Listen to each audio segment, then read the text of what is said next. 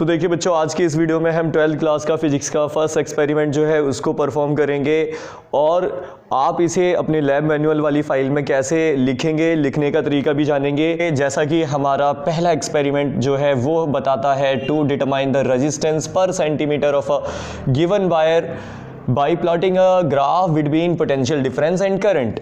तो इसका मतलब बच्चों यहाँ पे आपको सबसे पहले आप जो भी एक्सपेरिमेंट करेंगे एम लिखेंगे। तो पहले एक्सपेरिमेंट का जो एम है वो है आपको रेजिस्टेंस फाइंड आउट करना है पर सेंटीमीटर किसी भी वायर का।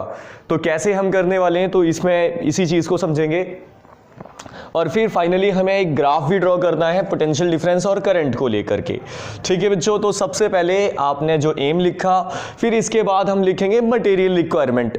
जो मटेरियल आपको यहाँ पे ज़रूरी हैं उनके बारे में बताएंगे, जैसे कि बैटरी एलिमिनेटर, ठीक है, voltmeter, ammeter, rheostat, one way plug की और बच्चों सबसे इंपॉर्टेंट आपका रेजिस्टेंस वायर। तो देखिए ये है आपका रेजिस्टेंस वायर, यूरेका या टंगस्टन का वायर है ये, और ये निकल और आपका कॉपर का एलॉय है। तो इसका रेजिस्टेंस काफ़ी ज़्यादा हाई होता है, तो इसका हम रेजिस्टेंस फाइंड आउट करने वाले हैं। तो देखते हैं बच्चों कैसे हम इसका रेजिस्टेंस फाइंड आउट करेंगे। तो उसके लिए यहाँ पे हमें सबसे पहले थ्योरी को बताना होगा कि हम इसका जो रेजिस्टेंस है किस बेसिस पे निकालने वाले हैं। तो यूजिंग ओम्स लॉ, यहाँ ओम्स लॉ यूज़ होगा। ओम्स लॉ बताता है, Ohm's law state that V directly proportional to I। तो ओम्स लॉ के अकॉर्डिंग V डायरेक्टली प्रोपोर्शनल है करंट के, पोटेंशियल या वोल्टेज जो है डायरेक्टली प्रोपोर्शनल करंट के है। तो प्रोपोर्शनलिटी साइन हटाएंगे तो कांस्टेंट लगाएंगे V is equal to RI। तो यहाँ पे आप फॉर्मूला यूज़ करेंगे R is equal to V by I।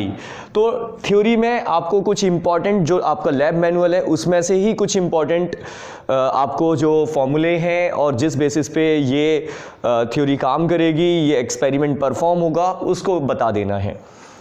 Observations में देखिए क्या करना है बच्चों। ऑब्जर्वेशन में आपको length of the resistance wire, आप जो भी ये एक्सपेरिमेंट परफॉर्म कर रहे हो या दूसरे एक्सपेरिमेंट परफॉर्म करोगे तो उसमें आपने अप्लायंसेस, अपैरेटस, डिवाइसेस किस रेंज के लिए हैं, जो मटेरियल रिक्वायरमेंट है उसकी रेंज क्या है उसके बारे में बताएंगे।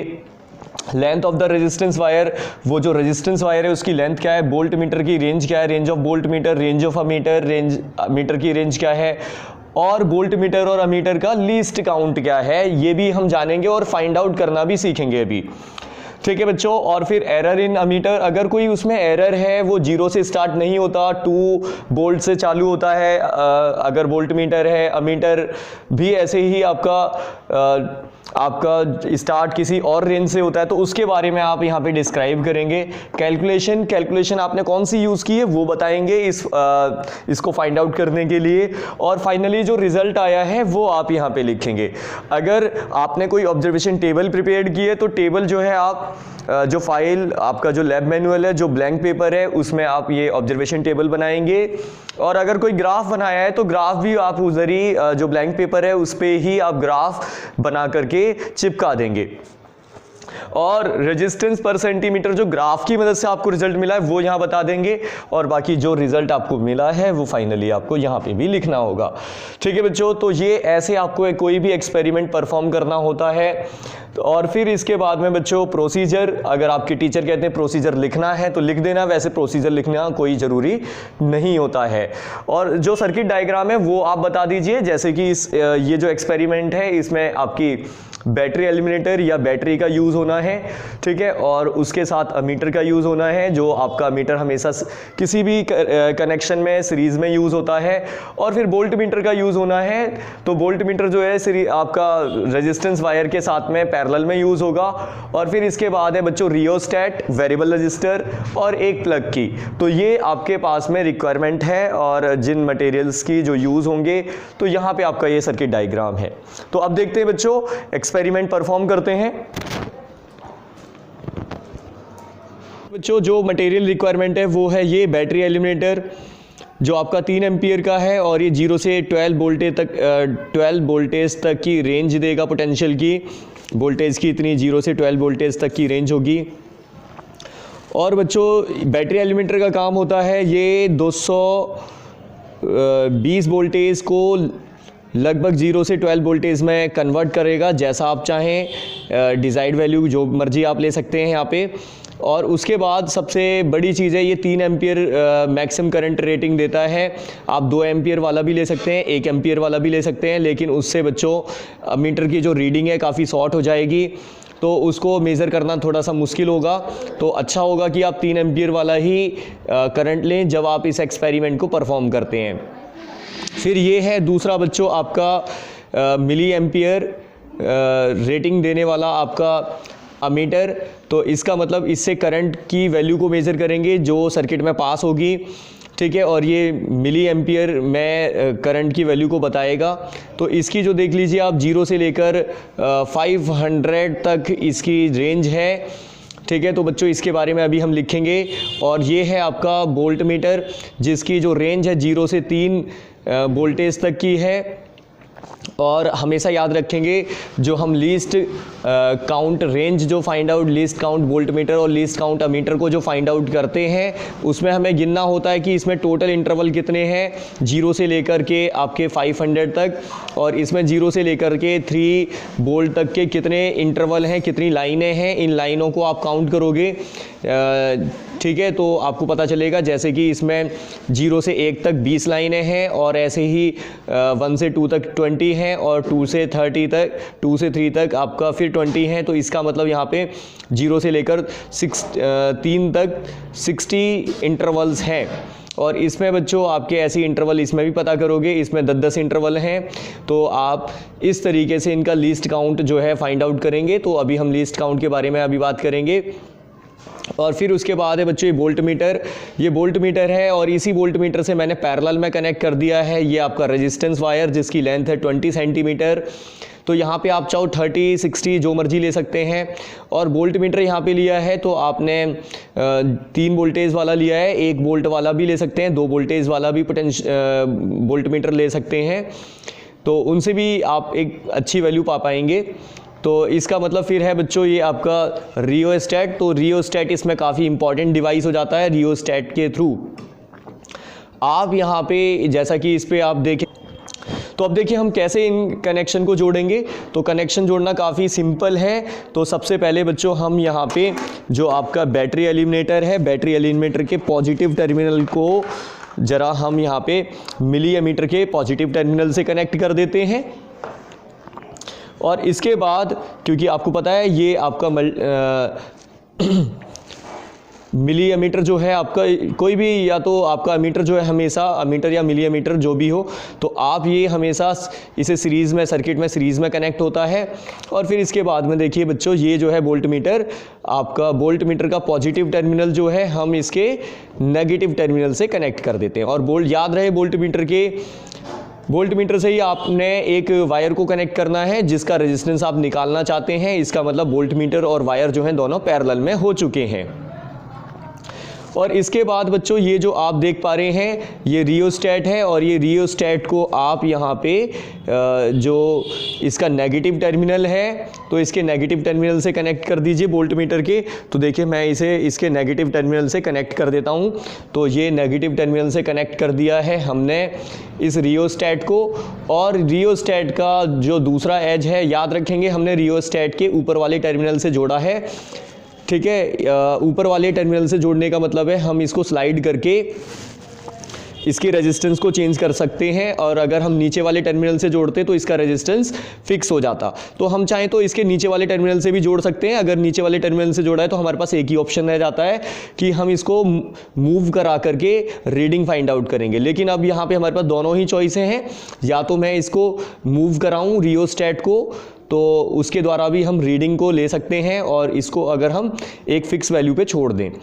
लेकिन मैंने जैसा कि बताया मैं इसको फिक्स वैल्यू पे छोड़ दूंगा, यहाँ पे ही रहने दूंगा, और यहाँ पे इसको मूव कराएंगे और उससे वैल्यू लेंगे, क्योंकि ऐसा करना काफ़ी आसान होता है।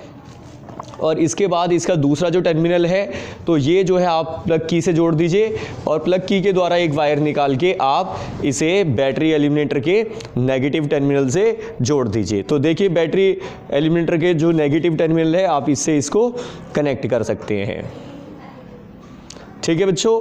तो ये तरीका होता है आपका इसे जोड़ने का, सर्किट को कनेक्ट करने का। अगर कोई आपको डाउट हो तो कमेंट सेक्शन में जाके पूछ सकते हैं, तो उसका आपको जवाब दिया जाएगा। ठीक है बच्चों, तो इसका मतलब इसको हम इसके द्वारा जोड़ सकते हैं। ठीक है बच्चों, तो सर्किट जब पूरा हो जाएगा तो फिर हम एक्सपेरिमेंट को परफॉर्म करेंगे। ठीक है बच्चों, और यहाँ पे वोल्ट मीटर और अमीटर की रीडिंग को लेंगे और इनके चलो लीस्ट काउंट और जो ऑब्जर्वेशन वैल्यूज़ हैं उनको ज़रा हम लिख लेते हैं।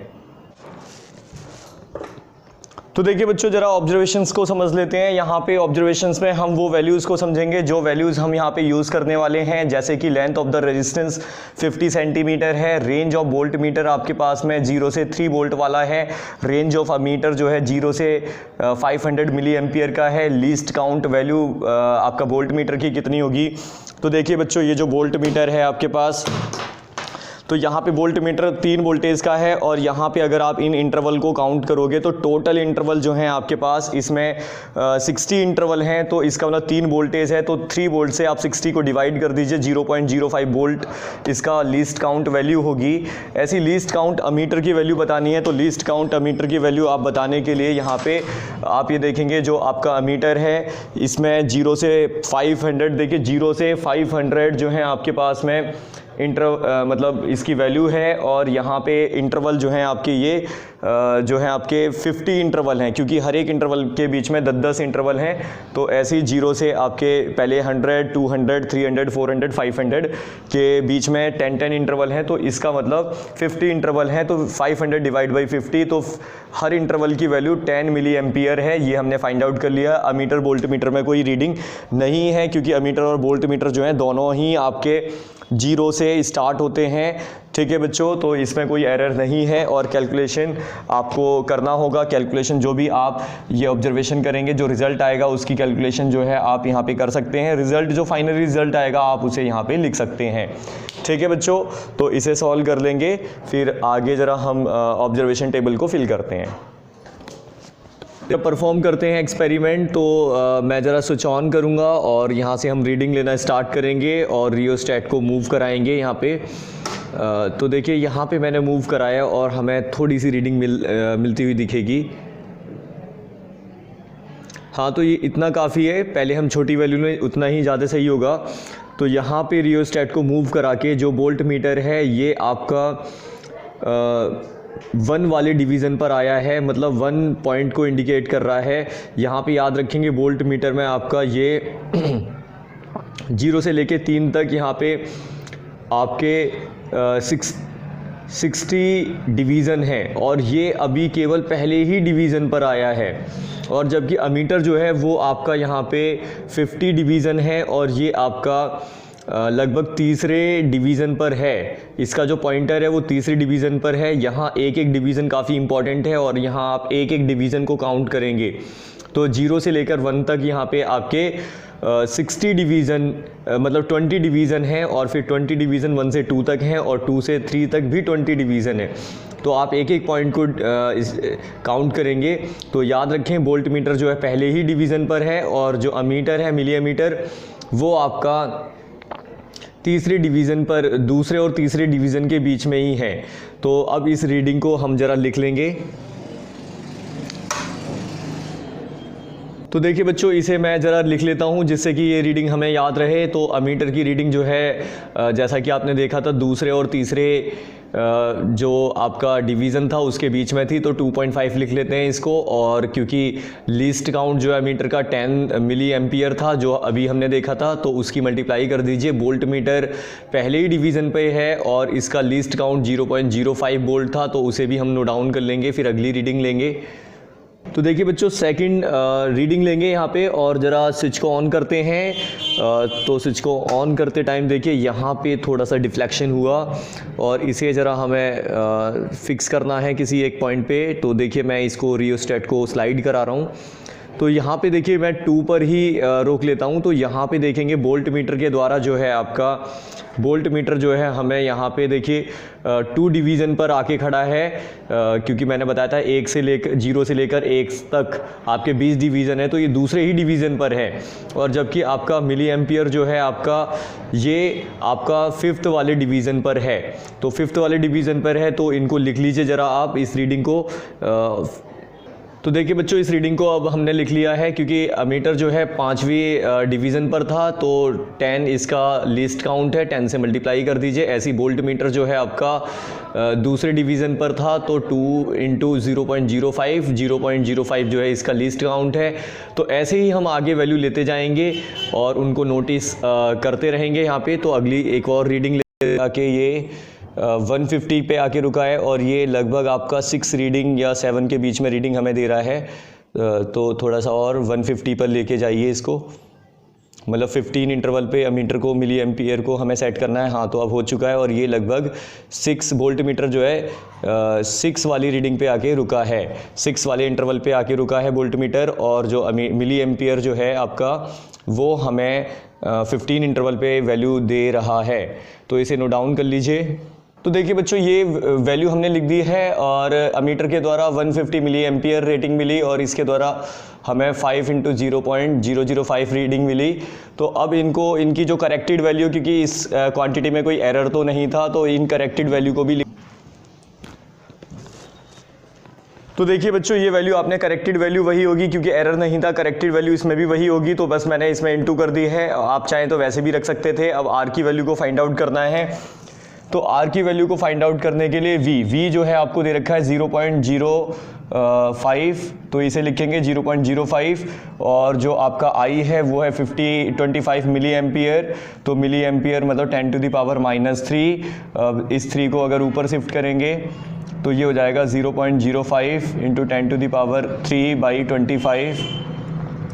तो इट विल बी, अगर इसे आप थोड़ा और सिंप्लीफाई करेंगे तो इट विल बी 50।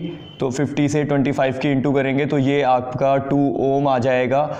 ऐसे ही बच्चों ये भी 2 ओम आना है और ये भी आपका 2 ओम के आसपास ही आना है।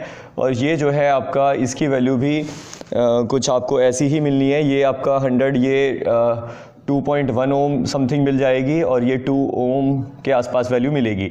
तो इसका मतलब ये जो वैल्यू आपने फाइंड आउट कर ली है बच्चों, अब यहाँ पे आप इसका अगर मीन कैलकुलेट करेंगे तो मीन भी आपका कितना आएगा, 2 ओम आएगा।